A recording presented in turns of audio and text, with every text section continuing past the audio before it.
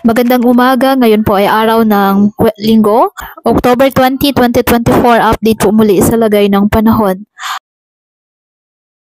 Ayon sa Pag-asa, Intertropical Convergence Zone or ITCZ ang nakakaapekto pa rin sa Southern Mindanao.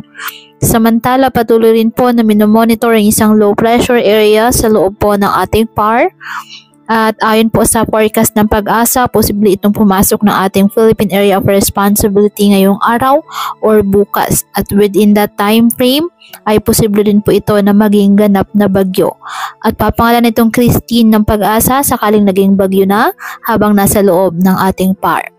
At base rin po sa forecast ng Pag-asa, posible itong maglandfall dito po sa may Luzon area. Kaya makakaasa po ng maulang panahon ang malaking bahagi ng Luzon, ganun din po sa may ilang parte ng Visayas at Mindanao na dulot po ng paparating na bagyo. Kaya patuloy po na mag-antabay ng iba pa nating weather updates at sa updates ng Pag-asa hinggil sa lagay ng panahon. Ngayong araw, dahil po sa ITCZ, asahan po ang maulap na kalangitan na may kalat-kalat na pagulan at thunderstorms sa Zamboanga Peninsula, Sorsogon, BRMM, Davao Occidental at Palawan.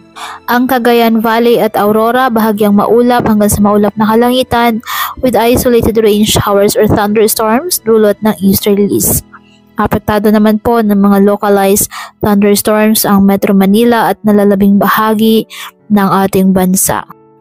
Kaya patuloy pa rin po natin na pinag-iingat ang ating mga kababayan sa banta po ng mga pagbaha at pagguho ng lupa, lalo na kapag may malakas na ulan, at ugaliin na magdala palagi ng payong o kahit anumang panangga sa ulan sa tuwing lalabas po ng ating mga tahanan. At yan po muna ang update sa lagay ng panahon ngayong araw. Muli patuloy po tayo na mag-ingat at palaging tandaan, God loves you. Stay safe and God bless.